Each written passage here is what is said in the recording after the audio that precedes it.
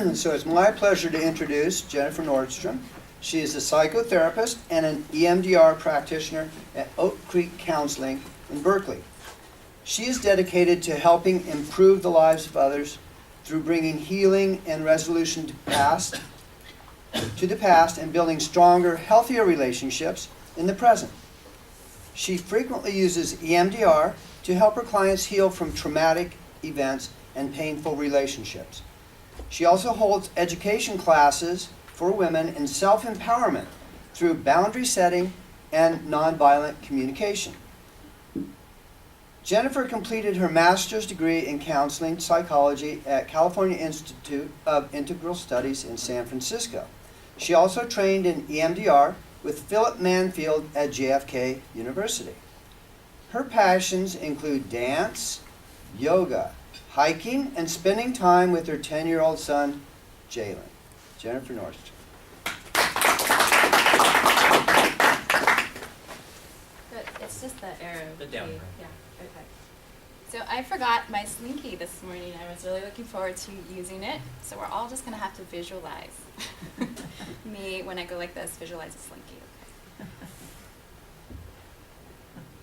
So today I'm going to be talking about trauma and the body and how it shows up in somatic emotional memory. So first I just start with the concept of human beings as being fields of energy. And when the body and mind are thriving, there's a normal pulse of energy, an expansion and contraction of the energy field. Okay, are we visualizing the slinky? So thinking of the energy expanding and contracting. And you going throughout your day, there's just like a regular, normal pulse.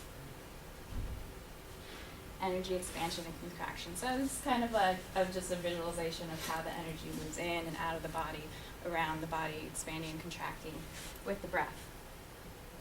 Okay, when our body is threatened, energy is concentrated. And the amygdala, part of our brain that interprets the danger, stimulates fight, flight, or freeze response. So energy is concentrated, then it's mobilized. So imagine, bus is coming towards me, amygdala part of the brain fires, and then the body system responds. Jump out. Whoa, get out of the way. So during this kind of moment, a tremendous amount of energy is being released, right? Pumping through the body. Get you out of the way or to fight. So there can be times when this energy does not reintegrate into the body cells, and it can become unintegrated and overwhelmed. And usually when people are very frightened, they lock it down, lock that energy down. And also what can happen is that in the neural network, the traumatic experience can become isolated, which is away from the prefrontal cortex, which integrates and assimilates and makes sense of the traumatic experience. Where it can be stored and then reactivated and triggered later when a similar set of circumstances triggers it. For examples, traumatic experience, accidents and injury, attacks, medical or surgical trauma, abuse or neglect in childhood. And this is actually a big one for a lot of people in terms of how they process adult trauma.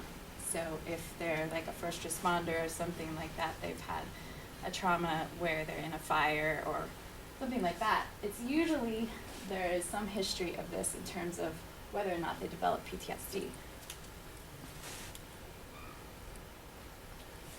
So ongoing stressors obviously reduce adaptability and integration of this experience and the energy for it to reintegrate and for there to be adaptability to the prefrontal cortex.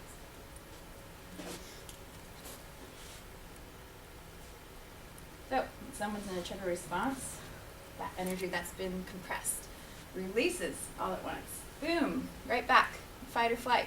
Coworker comes to you and says, hey, you're the reason why this company is going downhill. And you're like, no, I'm not, no, or you run away. You're in fight or flight. So over time, these trigger responses accumulate. They build in the body, mind, system, and they can be felt as chronic emotional or physical pain. So there's 3 arousal zones. This is our optimal arousal zone. We're in normally most of the time where we're being stimulated by our environment, the usual social engagement responses. This is the hyperarousal zone where we're thrown into fight or flight, and this is the freeze response. So this zone here demonstrates our window of tolerance. How much can we tolerate before we're thrown into fight or flight, which depends on a variety of things, also how much resources we may be having. So, as I mentioned before, triggers are highly influenced by childhood experiences. Also how we learn to cope with pain. And negative beliefs that you formed about yourself. So oftentimes in a trauma or in an experience that someone has chronically, 5 minutes, especially the earlier on it happens in childhood, negative beliefs are formed, and usually they have to do with responsibility or power or safety. So oftentimes the beliefs that I uncover with people when we're going back into childhood memories are, I'm worthless, it's my fault, I'm powerless, I can't trust myself, I have to be perfect. It's a big one. And that actually, these beliefs help to lock that emotion and that traumatic experience in place. And what comes out when it's being triggered, it's felt as absolutely intolerable. So over time, the arousal zone narrows. That neural network gets more and more sensitive. The trigger becomes more and more sensitive to be activated if it is not integrated back into the rest of the system and made sense through the prefrontal cortex. Hyperarousal becomes much quicker.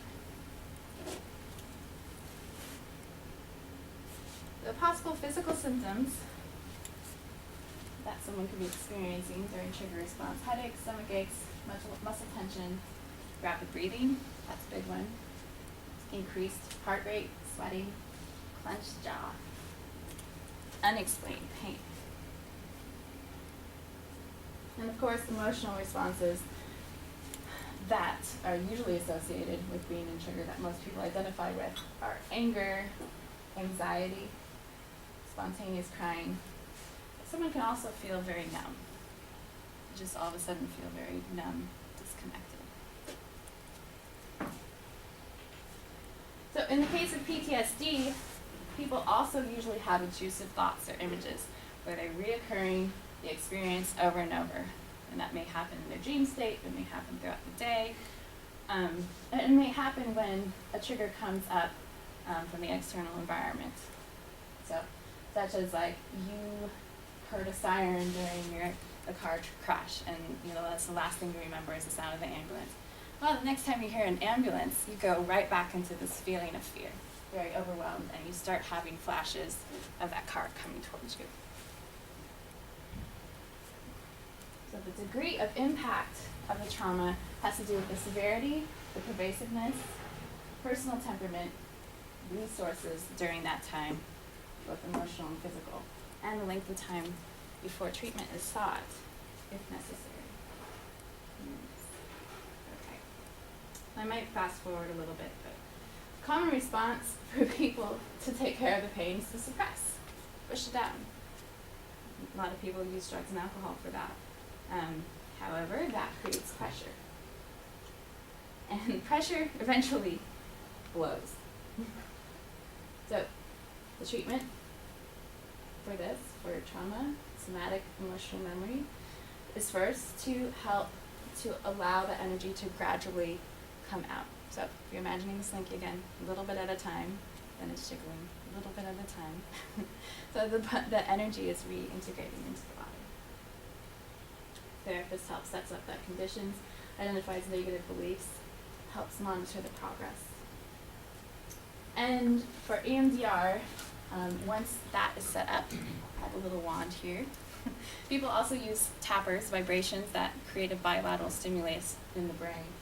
I have people look at this because the eye movements has actually been proven to be the most effective in opening up the neural network to have access to the prefrontal cortex and to effectively process the isolated memories,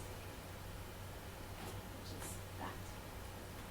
And it's quite magical how the negative beliefs begin to transform.